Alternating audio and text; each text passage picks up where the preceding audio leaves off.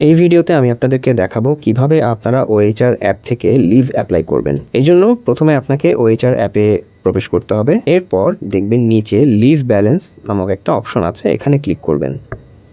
এখানে ক্লিক করার পর উপরে মাই রিকোয়েস্টস এই অপশনে ক্লিক করবেন। তারপর অ্যাপ্লাই বাটনে প্রেস করবেন।